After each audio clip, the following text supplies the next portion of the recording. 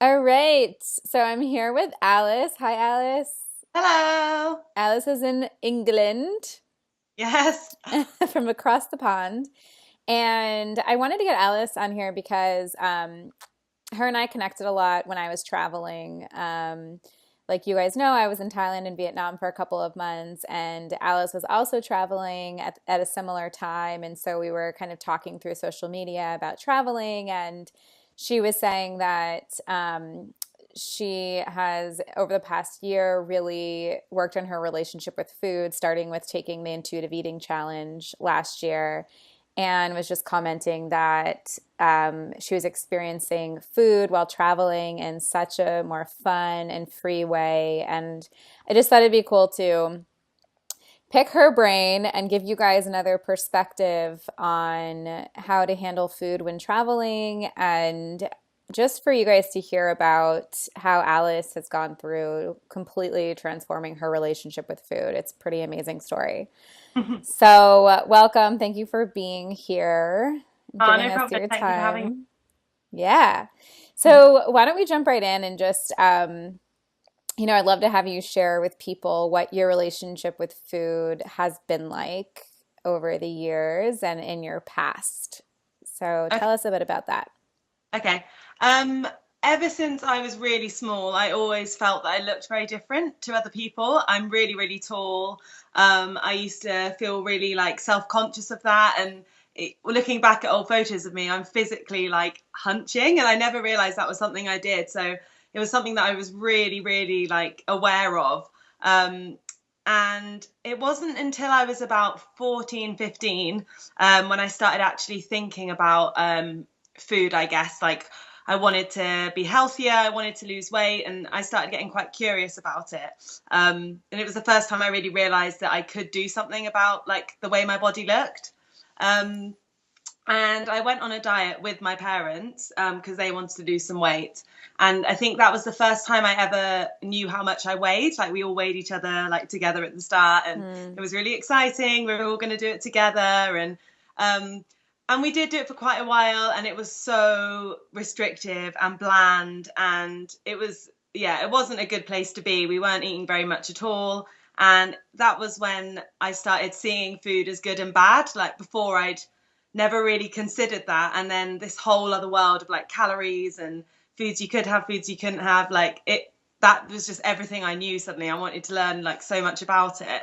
um and with the restrictive diet I was doing with them, that was when I was binging. So I'd be all day be doing this like angelic diet with my family, and then at night I'd be in the kitchen kind of eating my feelings away, like just my body was obviously just starving at the time. Yeah. And I think even after I'd done that diet, I did lose a bit of weight, but it like my weight was fluctuating because I was still growing. I was like 14. Um, like from there, like it was really emotionally restrictive. Like from then on, even when I wasn't dieting, I was really conscious of what I was eating and how many calories were in everything. Um, and I went away to university, so moved away from home. And that was kind of when the real diet and binging cycle kind of took over. I went through so many different diets. I still felt really unhappy with my body, like from calorie counting to like metabolism pills, like everything. Um, and I would just switch between them. Like, I get bored of Hmm. one, and then it wasn't working fast enough, so I'd move on to the next one. And I was just generally really, really unhappy with myself for a long time. Um, and also just picking apart every part of my body, never felt comfortable, and just thought that I was addicted to food. I thought that there was something wrong with me, that everyone Yeah. else had it together, that I obviously, there was something wrong with me, and I was just Yeah. deal with it. And I'd always try and cure that with another diet. I thought, oh, it's because I'm eating too much of this. That's why I'm not losing weight. When it was so dangerous. And I hate what I was putting my body through, like through that time. Um, and then, so that carried on for like 5, 6 years. And it was when, after I'd had like a really bad binging episode and I was feeling like really uncomfortable and really upset, that I like got online and Googled like what to do when you like for binge eating. Like, it was something I didn't even know was a problem. Like, it's Yeah. never about. Yeah. Um, And was it And completely secret? Had you yeah, kept yeah, it completely completely secret. inside? Yeah. Yeah, whole time, like no one knew. Um, and I remember just didn't know where to turn, so I just went onto Google and put like how can I stop binging, thinking that I'd get like another like miracle diet to solve all my problems. Yeah, yeah. Um, and that's where I came across your website and decided to do the intuitive eating challenge. Yeah. So there's sounds like it just kind of like spun out of control from that first time when you went on a diet with your parents, which by the Yeah, way, like going on a diet with your parents, I can't even imagine. Like there's just so much pressure wrapped up in that. yeah. And did they have any idea, like at that time, kind of the side effects that, you had because of going on that diet, or you just totally kept it from them? I don't think they have any idea like at all like what it did to me psychologically, and like it's still quite difficult because then they don't diet a lot or anything, but my dad's been quite ill, so they're quite like diet conscious. Mm-hmm. Um, and so that is sometimes quite difficult, like still to deal with. But yeah, they had no idea that that affected me so much as it Mm-hmm. did at a young age. Yeah, yeah.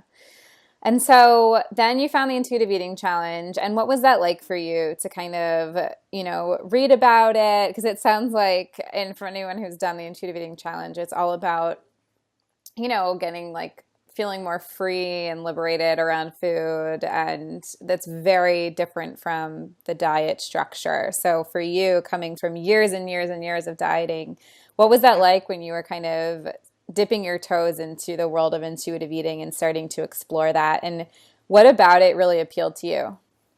I think at first it was so terrifying. Like, and I remember the night before I started it, I had like the butterflies in my tummy, like that you get before you're about to start a diet. So Yeah. at the start, I kind of saw it as like just a new way out. And in the past, that had always just been another diet. So at the start, if I'm honest, I kind of, I don't think I really understood the whole picture of intuitive eating. I kind of saw it as like another quick fix because diets always promise you all these like super fast results. I was just like, oh, I'm going to do this challenge, and then in 21 days, I'm going to be fine. I'm going to be Yeah. healed. Yeah. Like, All your problems uh, will, in your whole life will go away. yeah, yeah. And it took me like a while to realize that it was going to be like a long process, and there was so much I had to learn about myself. It wasn't just going to be a quick answer to like all these years of like turmoil. And yeah, it was when I actually started addressing like how I was feeling towards the challenge as a diet when I realized like that I was still like trying to hold on to control. I'd be like going into a shop and doing like working through the challenges thinking, oh, I can just choose what I want, but still there was all this emotional restriction going on like the Mm, whole time. I'd be like, oh, I can have this, but I have to stop as soon as I'm full. And if I went past that, I'd start feeling guilty, and then I'd eat when I wasn't hungry, and then like it started happening again. And I had to really like think about what I was doing, and like I wanted this change to be for life. I didn't want this to be something that was gonna just like perpetuate this negative relationship that I was having with food. So I had to like throw away my scales, which terrified me, and that's one of the biggest things that made a difference. And it's such like a physical thing to do as well. Like, mm-hmm. please don't control me anymore. Like, I don't care. I know. And It's such a symbolic act to actually yeah, physically take that scale and go and throw it into a garbage can. yeah. And I knew I had to just stop focusing on my body and what I weighed and stuff, and like try and work towards getting along with my body and not necessarily loving it because I definitely wasn't ready for that, but I was ready to kind of accept it, and I wanted to work with it. So Mm, then that kind of just changed everything, because as soon as I took the focus away from my weight and instead looked at like healing my relationship with food and myself, everything I was doing was out of like a positive place and out of like love. And I wasn't used to that. Everything I'd done to my body before was all out of a place of like pain and hatred. Like yeah. I hated exercise because all I saw it as was like a remedy to eating. I thought, oh, if I exercise, I can eat. And so I hated it. And then suddenly I like took away that part of me, like not being able to look at what I weighed. I stopped looking. I like would cover up labels on food, like when I was shopping, so I just physically couldn't look at them. Mm. I'd sing songs every time I went to calorie count because I found that Hmm. really difficult as well. I thought I'm never going to be able to unlearn like all these numbers and calculations. And that was when I really started making progress, I think, like when I took away all those parts that I was relying on through all the diets. Yeah, That's when the I think you bring up a really like two really good points, which I think are like the main things that really need to happen in order to fully get to that place of really feeling free around food. The first one is really letting go of control. Like the first lesson is give yourself unconditional permission to eat whatever you want. yeah, And I know that's terrifying, right, for people who've been yeah, on diets. And it sounds like you really had to, like you were kind of giving yourself permission, but kind of not for a little yeah. while. And then it wasn't until you really let yourself go there and that like you saw the changes that you wanted to see. And then And I the had a lot of work on other parts of my life that I completely was ignoring because I just thought my only issue was with food. Like it was just manifesting in that. But I had so much like emotional junk I had to work through. I had like problems with my job, anxiety, like I wasn't feeling like comfortable in my relationship. I had so many things that I had to sort through. And that was scary when the focus wasn't on food. Suddenly I had all this mind space to process all these things. But it really did go hand in hand with my like recovery with food. Like, as soon as I started picking through these things and daring to look into them, I was getting to know myself more. And yeah, I finally started to know myself and I was a lot happier. And mm, so food wasn't the focus anymore. mm, And it was really interesting because I had myself weighed um, like a little while ago. And I remember you did a post about it, how you suddenly weighed this number and it didn't matter anymore. And I had such a moment. I was weighed at the doctor's and I saw how much I weighed and I didn't even like think about it. And then I got out and I suddenly thought, oh my gosh, like that's the lowest weight I've ever been. And I like cried and I was so happy. I was like, and I don't even care. Like, I don't yeah, even care. yeah. And that was when I realized like I'm a lot better now. Like it doesn't even matter. So let's talk about that for a second. Because that was the second thing that I was going to say that you've brought up that I think is just so important, which is, getting to this place of acceptance around your body. And I love how you said it's about acceptance first, and then maybe liking your body, and then maybe loving your body. It's not about, oh, I just love my body all of a sudden Yeah. after years of hating my body. And I think that if we're still fearful about our body looking a certain way or not looking a certain way, there's just no chance that we're going to feel free around food because we're not going to have the courage to experiment and see where our cravings actually take us and give ourselves that freedom that we really want. And so, at the core of shifting your relationship with food is this need to get to some level of acceptance of your body. And for you to go into a doctor's office and be weighed and not even really care what the number said just shows Yeah. that you've detached your self worth from your body and your weight in some way. And that's just so huge and amazing that you've been able to do that in a year. So, what do you feel like has really helped you get there? Go from like feeling so concerned about your weight and your body to the point where you're obsessing over food to now letting it be like letting it flow and change and kind of not care as much about it. Mm. I think there were a lot of things. I think really working on self-compassion helped massively, and I read a lot about it, and I think that was really important.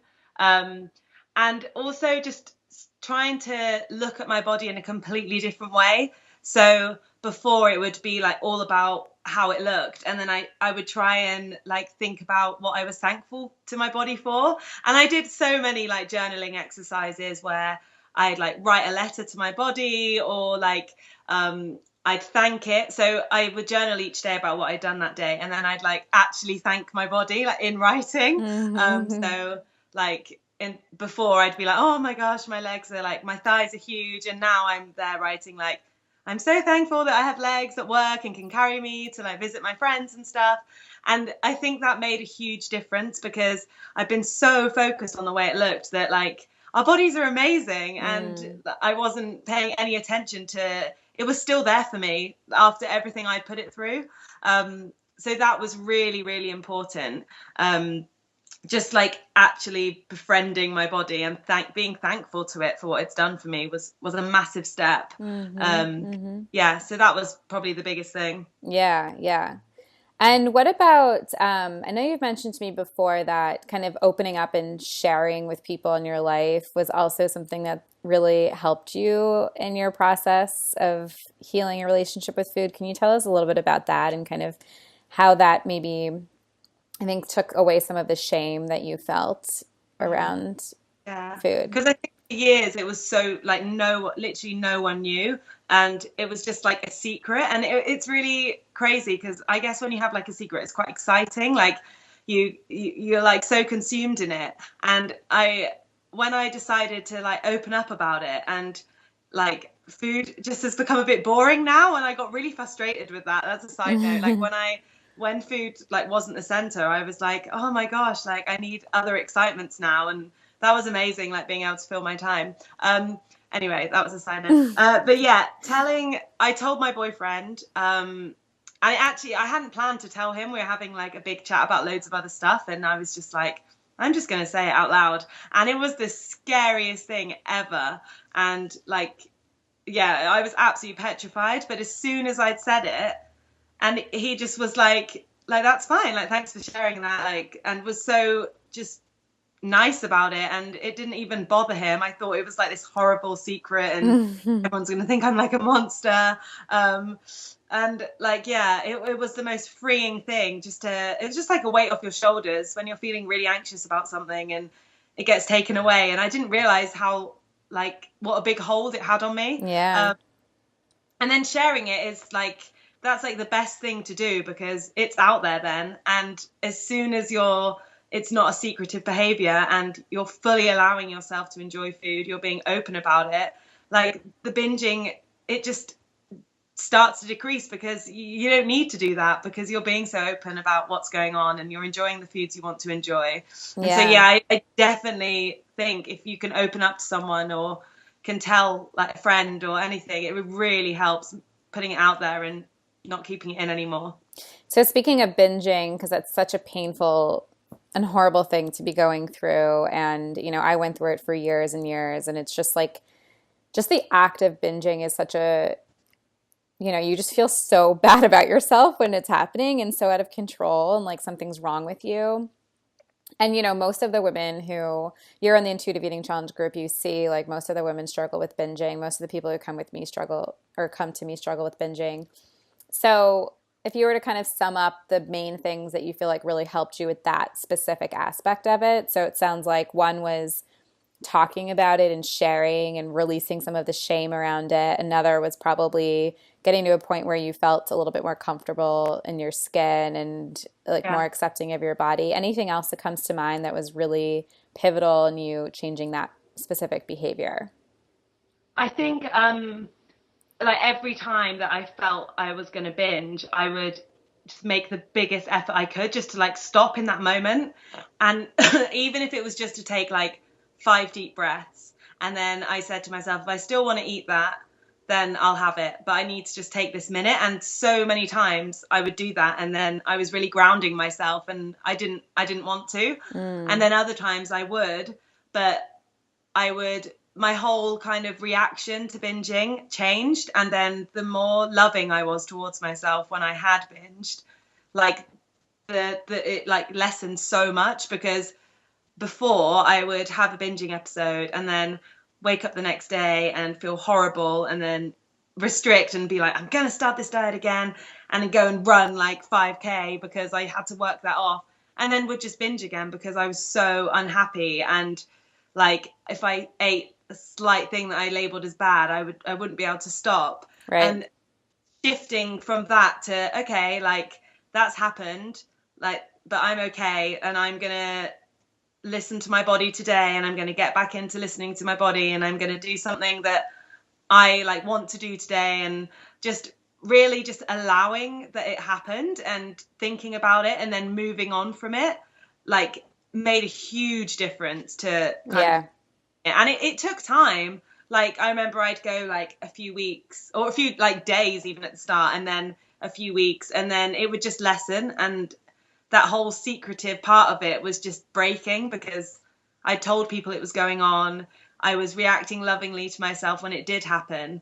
But yeah, that's when they really started to stop. And I think like something really to work on at the start is if it happens, it's how you react to it. I think really makes a huge difference. 100%. Yeah, yeah. Because the way that we get into those cycles where we're just binging after binging after binging is when you feel like there's something wrong with you and that you've done something horrible and you've done something wrong. Whereas if you can just recognize it for what it is, even do some reflection on what caused it to happen, and just sort of like get curious about it versus shaming yourself about it, it can completely just it breaks the need for you to continue to do it because you're there, Yeah. you realize there's nothing that you haven't done anything wrong. There's a reason it happened and it's okay, and you can be loving and compassionate toward yourself moving on. And what you said as well about how like reflecting on it and working out how it happened is such like a good tool to have, because if you know like this happened because I got home from work and I hadn't eaten lunch, and if you start being able to pinpoint like the red flag moments, I know that's what you call them as well, like the next time that happens you can think, okay, I know why this is happening, and last time Yeah. what I really wanted was a nap or a shower or Hmm. something, and you can put that into practice. So yeah, that's really important. Yeah, and you start to see there's a reason why you're doing it. You're not just like some freak of nature monster who like is just randomly doing this thing. Like there's actually a reason for it. Yeah. Okay, so there's lots of women that want to be where you are today. Yeah. And in a second, I do want to go into more of like where you are today and what traveling was like for you and all of that. Um, but yeah, there's lots of women who want to be where you are today and they're not, and they're where you were a year ago, and they're struggling, and maybe they've started this intuitive eating path, maybe not. But what are like two or three pieces of advice that you would give women who are trying to transform their relationship with food and get it to a place where they feel, like it's an easier part of their life and they feel just more at ease within their body as well? I think one of the main things which I already mentioned was just to throw away your scales, Hmm. um, and to really like disassociate this journey with that number. I think that's so important. And then the other thing is to really trust the process and your body, because I remember even when I started and the group's amazing, but you'd feel like comparisons. You'd be like, oh, they're there already. Like, why aren't I there? And like, I Mm. think that's so key. Like, your body is unique. Like, it's amazing, and it's going to work in a different way to everyone else. So I think that's really, really important, just to realize that not like a diet which promises you all these quick fixes. Like this could take a long time, and your weight is gonna go up while you're refeeding your body what you've been starving it from, and that's part of the process.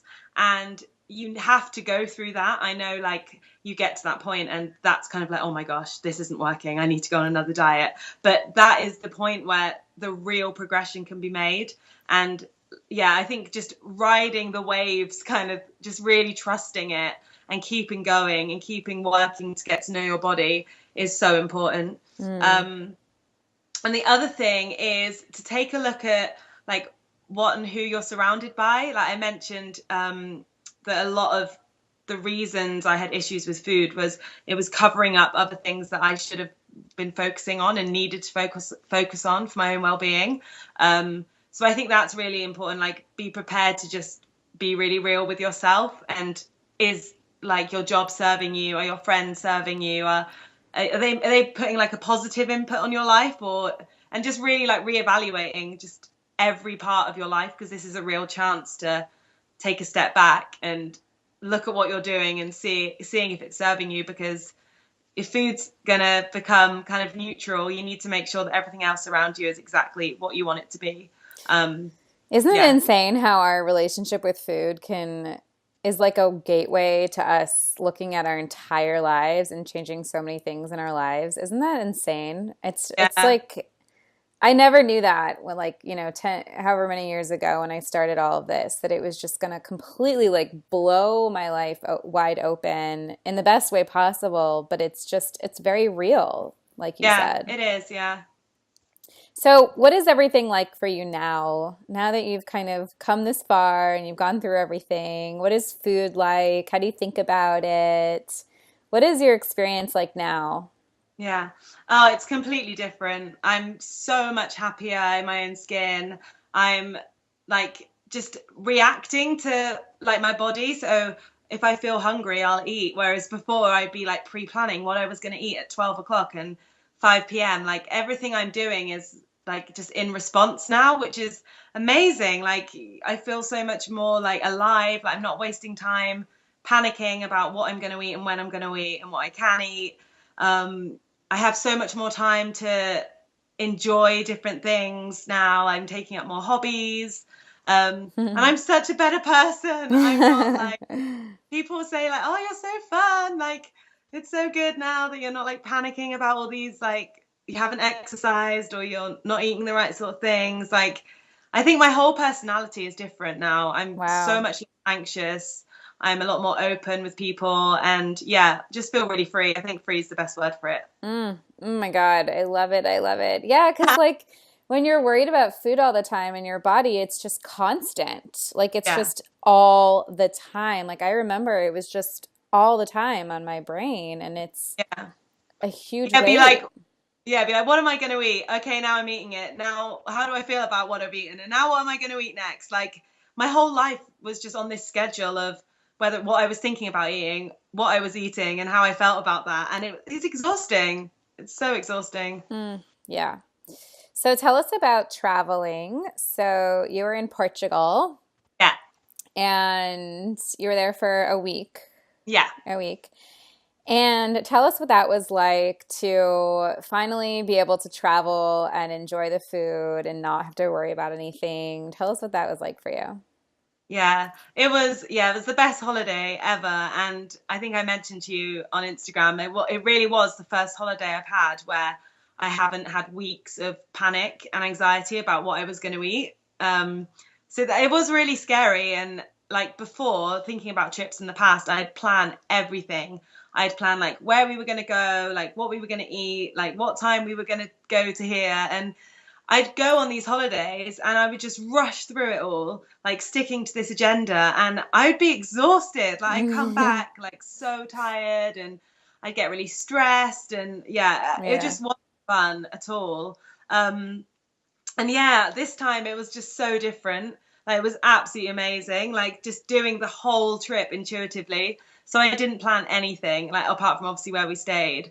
And I remember just saying to my boyfriend, like, "Oh, I've decided I'm not going to plan anything." And he was just like, "What? Are you sure?" And the lady's house we were staying in, she kept like sending me all these guides, like, "You should definitely go to this place and check." And I was just like deleting them all. I was like, "I don't want to know. I don't want to know." Oh my Um, God, amazing. yeah, so it was so good to just go and to completely immerse myself in this culture, allow myself to enjoy like all this amazing food, and just the whole experience was different because I was so much more chilled and Yeah. like just enjoying it all. Yeah, it was completely different. And how did you handle, when you travel, you want to like try all the new food and there's all this new stuff around. Like, how did you handle, like balancing trying all of this new food with also paying attention to your body and not overdoing it to a point where your body was like not feeling well? How did you kind of Yeah. figure out that Well, balance? I really tried to make every single time I was having a meal, I made sure I was having what I really wanted.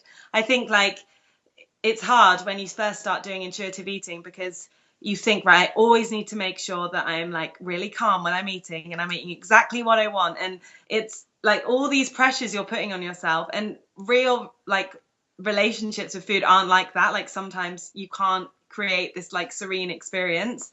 And so I knew that like at some times I'd have to like grab something to eat, and like at times I was eating like a donut for lunch, and Hmm. I couldn't believe that I was just allowing myself to do that. But I was just making sure that when I was hungry, I was eating what I really wanted to eat, and I wasn't denying myself that, because I was there for a week and I wanted to enjoy all of it.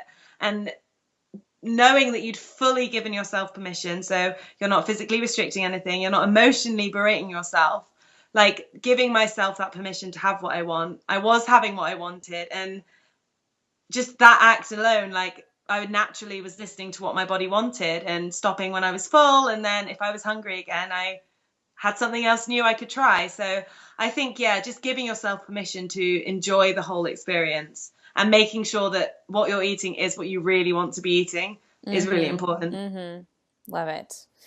Yeah. Love it. Amazing. Well, I'm so happy for you. And I also just want to emphasize to people watching this that, you know, a lot of times it can feel really hopeless when you're kind of stuck in that diet binge cycle. And, I work with people who've been in that for decades and decades. And I just want to point out that you were able to completely get to the other side of it all within a year, pretty much, right? And although it's not like a quick fix, like it doesn't necessarily happen within a couple of weeks, it definitely is possible for people. And I just want to thank you for sharing your story and just your honesty about the ups and downs of it. There's no like linear path of just do this and then do this and then do this and then everything's going to be great. It takes a lot of self knowledge and courage and experimenting and being open. But it sounds like where you are now is completely worth it. Yeah, And definitely. It's yeah. what like it's gonna take time, and you're gonna have to get really real with yourself and like get to know yourself. And I know that's scary, but how I feel now, if someone had told me I'd be in this position like a year ago, even, I would have laughed in their face. And if I know people say this, but I honestly, if I can do it, then anyone can. You Mm, just have to allow it to happen and take your time. Yeah. I love it. Yeah, any other like last words or last anything that you want to share with people that are listening, or do you feel like you got it all out there? I think I got everything. Yeah. I just can't emphasize enough how important it is to get rid of the pressures you're putting on yourself to weigh a certain amount. And if I could tell every woman that, and every man that, it would, yeah, I just think everyone needs to hear that. That is not a measure of your self-worth. And you need to like, just throw away the control the hold it's got on you. Mm. And yeah, that's so important. Please do it. Thank you for sharing that. That's okay. Okay, and so where can people find you if they want to chat with you further or follow along in your own journey? Yeah, I'm on the Intuitive Eating Challenge Facebook page, and also on Instagram as Alice and Peanut Butter. So people can message me on there or on the group. Alice and peanut butter. I love it. And I'll put the link to that below the video so people can follow you. Thank you. Okay, awesome. Well, have a good night over in London. And thank you so much for being here and sharing your story with people. This is just going to be tremendously helpful for so many women watching. So thank you. Bye. Okay, bye.